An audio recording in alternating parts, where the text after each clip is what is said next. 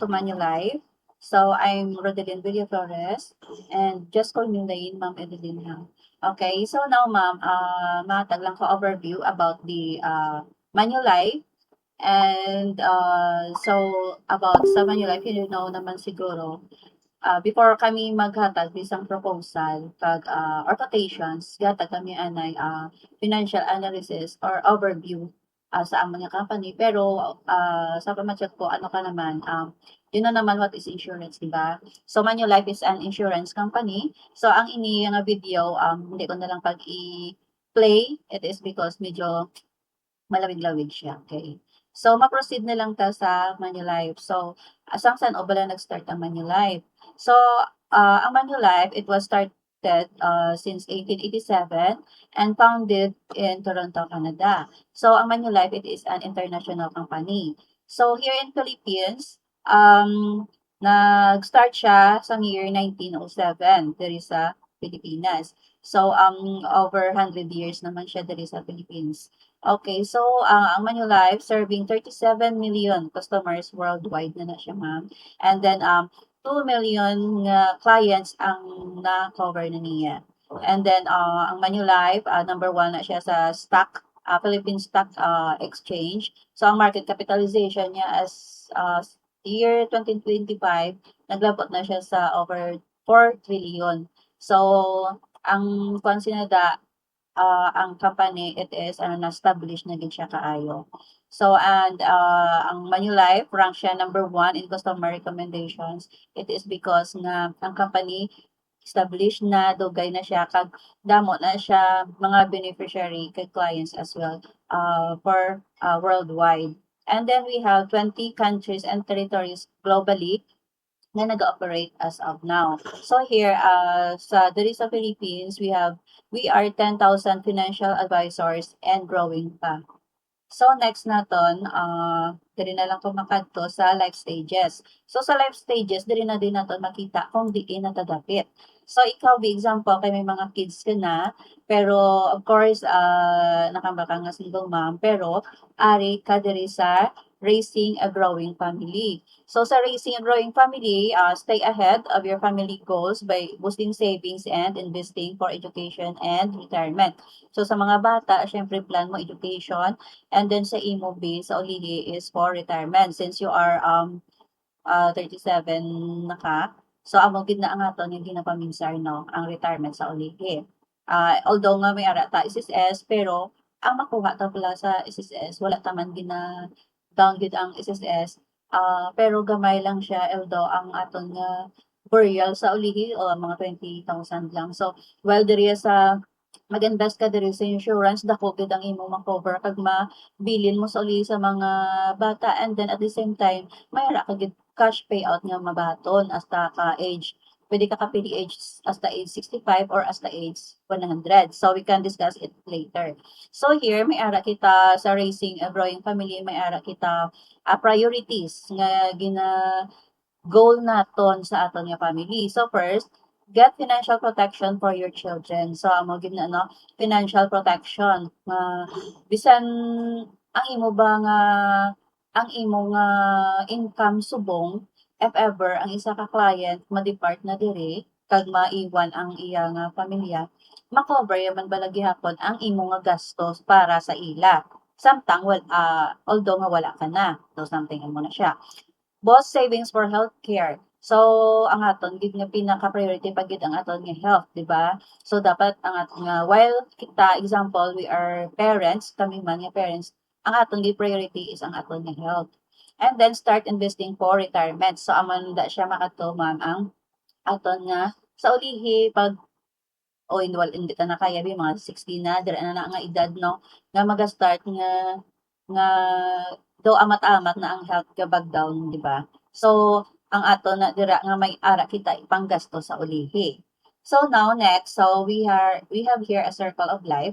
So amo ni siya ang ginahambak ko kaina nga no income, no work. So sa no income, no work, ang edad naton is 61 to 80 years old. So sa 61 to 80 years old, ang ato na lang na mahimo retirement and spend time with family. Inaablang sa ulihi nga bisan wala na ta obra, may ara kita gyapon peace of mind nga may igasto kita sa aton kaugalingon.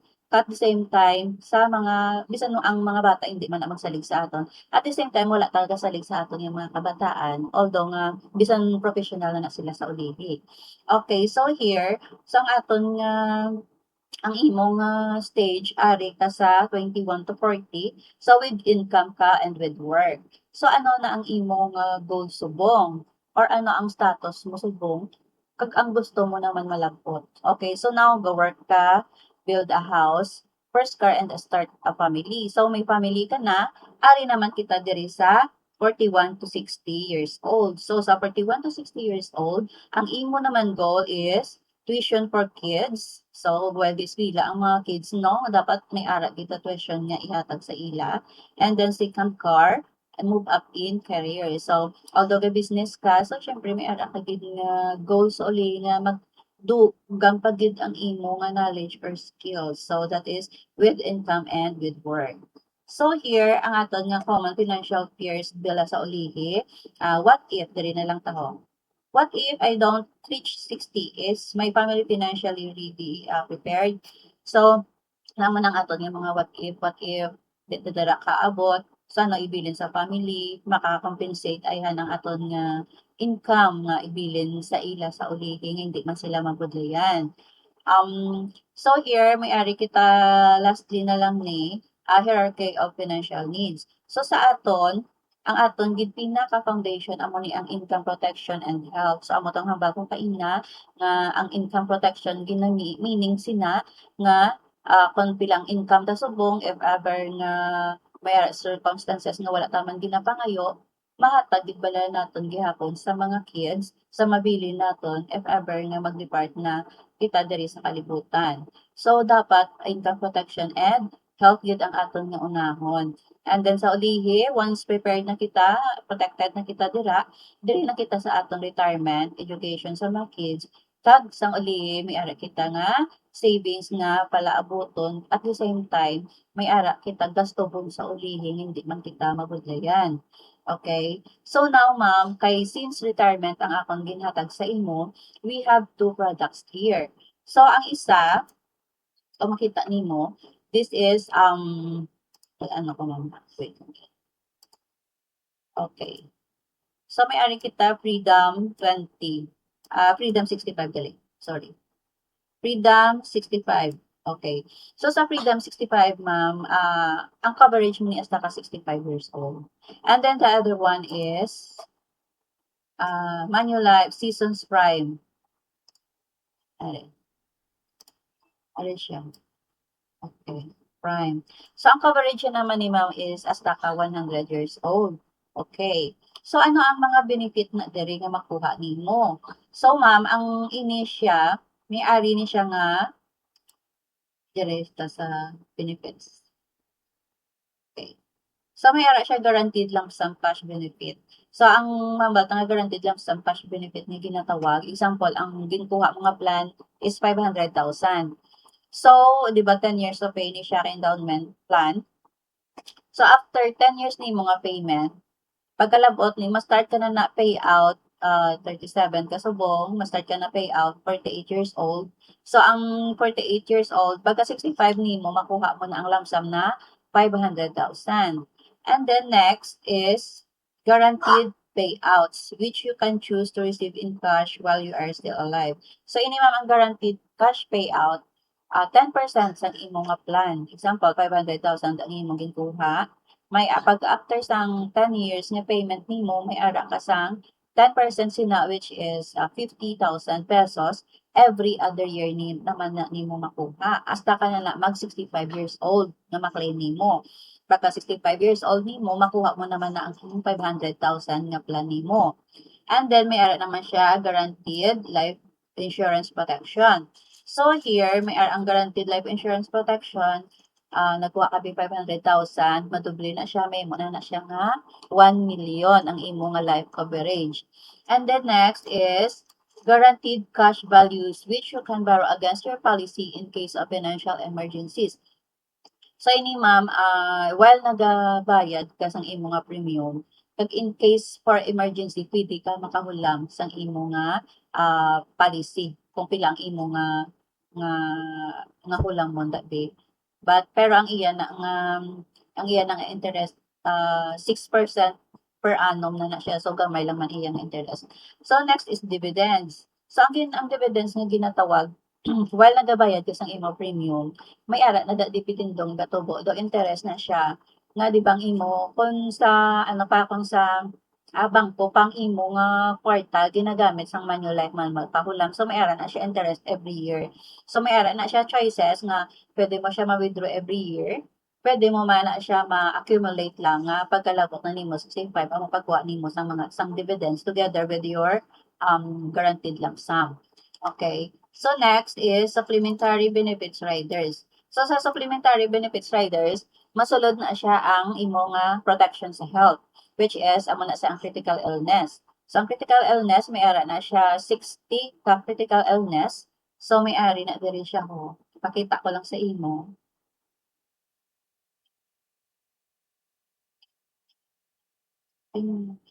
This one ma'am na 60 ari na diri kon ma-diagnose ka which bisan diin lang na diri gihatag na example sa imo example ang ginpa-cover mo 100,000 so ang ginhatag ko da sa imo ginpa-cover ko example da sa imo is 100,000 example diri loss of hearing na siya ari example na diagnose ka sang doktor nga loss of hearing na okay.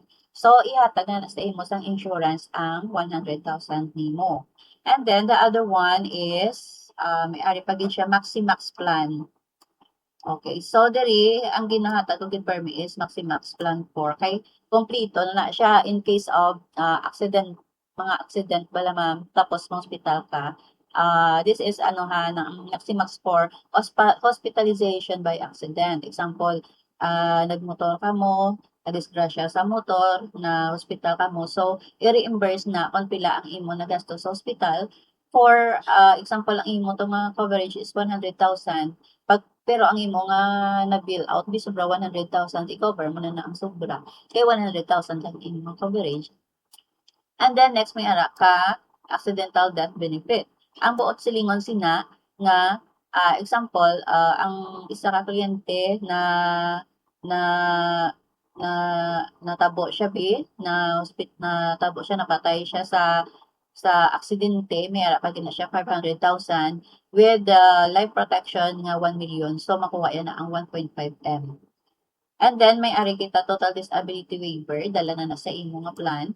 Ang silingon sini nga example ang isa ka kliyente ma-disable, ma-permanent disable, example 10 years to pay man yung imo nga plan. Example, 5 years pa lang na-disable ang isa ka kliyente na permanent disable. So ang Manulife na ang mabayad hasta nga matapos. So ang kliyente nang it is because na unable na siya makabayad sa iyang premium, hindi na siya magproblema. Ang Manulife na lang na mahatag sina ang mag-continue sa ina nga plan. So here ma'am, naghimo na lang ko sang proposal summary para dali lang nimo maintindihan. Tapos isend ko ni sa imo ang proposal nga ini para for you to peruse to read man para maintindihan nimo. Pag ma-check mo na dire. So here ang ginhimo ko, gintagaan ta na lang kasang gintagaan na lang kasang summary. Okay, so here ari ang seasons prime to 100 age. So ang seasons prime amo to ba ko kaina sa imo nga ang imo coverage hasta na 100 years old. So this is an endowment plan ang buot silingon sa endowment fixed ni siya hasta 10 years ang imo nga payment. So ang seasons prime naman niya ang iya ni nga cash payout every 3 years. Okay? So example, ang imo plan 300,000 this one. 300,000. So ang imo guaranteed cash payouts is 10%. So sa 300,000, after nimo sang 10 years na premium, maka-receive ka na sang 30,000 every 3 years hasta ka mag-age sang 100. Okay. So gin total ko na ni ma'am no, 30,000 times 17 ka payout hasta ka mag-age 100 is ang total niya is 510,000. Okay? So then, ang imo nga guaranteed lump sum cash benefit, amo ni siya ang naka-reach ka na example 100, Di ba 300,000 lang ni, mahimo na siya 600,000. Okay, madouble na siya. And then next is guaranteed life insurance protection. So ang imo nga 300,000 madoble naman na siya, may naman na siya nga 600,000. Okay? So then may ara kapag nga accident death benefit. So amo ni tanan ma'am, amo ni siya ang mga essential benefits nimo. And then amo na siya 300,000 na siya. Tapos non-guaranteed dividends, atong dividendo bala kay na nga while nagabayad ka ga interest ang imong kwarta. So, ang accumulated ni siya hasta mag 100 years old, ang imong dividendo is 264,000 kung hindi mo siya pag-withdrawon every year. Okay? So, may ara kapag enhanced critical illness na covered, amo to ang 60 critical illness kaina, 100,000 ang imong coverage. And then, ang maximax plan for nimo, hospitalization by accident, this is a reimbursement or a refund after nga pagwa ka sa ospital. Pero pwede man na siya ma'am nga well ka sa ospital, kulang di mo kwarta, pwede mo rin siya makash advance ang imo nga maximax plan for. Okay, so you have also 100,000. Okay, and then ang total disability waiver nimo is included na ato nga ba kailangan na example hindi pa natapos ang 10 years na payment na disable ang kliyente, permanent disability. So ang Manulife na ma-cover sina ma-continue. And then guaranteed cash values, amo ni siya ang while example while nagabayad ka, may emergency nga natabo, pwede ka makahulam dira sa Manulife, okay? So in total ko na ang imo nga total nimo nga benefits hasta ka mag 100 years old is 2.474 million. Okay? Tapos ang ang imo nga payment options amo ni siya. So ang kung pilion nimo ang monthly amo ni siya 49 ang imo nga 49 ang imo nga monthly, kung quarterly is 14,000. Kung semi-annual is 26,000 and annual is 46,000. Okay? So now i-explain ko naman sa imo ma'am ang freedom. So ang freedom this one ma'am, ang freedom. So ang freedom plus naman niya hasta ka lang ni 65 years old. Okay, so 65 years old and then 10 years to pay man ni siya. Pero ang cash payout siya niya ma'am is 2 years, every 2 years, this one. And then example, parehas man ni, nagkuha ka 300,000, may ari man ni siya options hasta, pero ang minimum niya is 300,000 on top. Okay. So, sa gin-compute ko, ini siya, kay ang edad nimo is 37, pagka 48 nimo, tapos ka na payment, maka-receive ka na sang 30,000 every 2 years. So, gin-compute ko no, hasta ka mag 65 years old. So, ang makuha na nimo, about 240,000, ang 30,000 na siya, kay 8 na payments mo. And then next, lump sum ni siya. Ang lump sum naman, amo naman ni ang makuha na nimo. Example, plan mo 300,000, makuha man na siya pagka 65 nimo. 300,000 man. And then guaranteed life insurance, madoble na siya. May mo na siya 600,000. Pero kung dakoon nimo mga 500,000, may mo na siya 1 million. So much better gid nga dakoon nimo kaysa ulihi. Siyempre, ang inflation gid dako sa ulihi ang money maano na lang na siya magamay. So mas mayo nga pilion mo ang dako-dako kay para pag abot sa ina nga year ang value sa money dako lang siya gihapon, hindi siya magamay. Okay? Ari example lang ni. So next, 100 diri ang accidental death 300,000 man na siya. And then ang non-guaranteed dividends may mga siya 116,000 pero kung dako ang imo na nakuhaon, dako man na siya ang imo nga padibidindo like this one 500,000. So dako man ang imo nga computation sina. And then diri amo man na siya enhanced critical illness 100,000, maximax plan for 100,000 man. Tapos included na gihapon ang imo total disability waiver and guaranteed cash values. So na total paamo na ning imo nga sa 300,000 nimo big example nga plan ang makuha mo is 1.7 million and then sa 500,000 nimo nga plan makuha nimo total 2.784 million. Okay? So ang aton nga payment options mas gamay-gamay siya kung 300,000 diri is for 7 ang sa piyak-yak kung 500,000 is 7,732. So it's up to you ma'am kung diin ang imo nga pilion. Pero ang advice ko lang sa imo mas nami kon nagkuha ka gid diri sa insurance kay ang retirement, ang guaranteed savings is though ano na ni siya all in one kumbaga. May ara na ka healthcare, may ara ka na hospitalization, may ara ka na retirement and cash payout then dividend. So example i-ano ko sa bangko ha, iparehiyuson ko. Kung nagtipon ka lang sa bangko hindi ka ni maka-claim nga amo ni nga mga benefits at the same time sa SSS, 'di ba? Gamay lang gid ang imo makuha. So while you are able pa, while you are hubin pa kay ang insurance mas nami ni siya pag hubin kay mas ano pabla bata ka pa kay dako gid na mamang imo nga profit and usually amo gid ni ang akong gina-recommend sa mga kliyente ko ang retirement plan, guaranteed savings kay maka-profit gid ka mo ma'am as in. So ma'am nang i-send ko ni sa imo, so if ever nga may pamangkot ka, i-chat mo lang ko kay kadtuan ta lang kada para maka-present ko sa imo liwat if ever man gid nga hindi mo pa maintindihan kay tagaan mo lang ko time kung saan o kada nakon. Kag kung saan o ka ma-time kag para makaistoryanay kita. And kag kun ano pa gid ang imo nga concerns. Okay ma'am, thank you.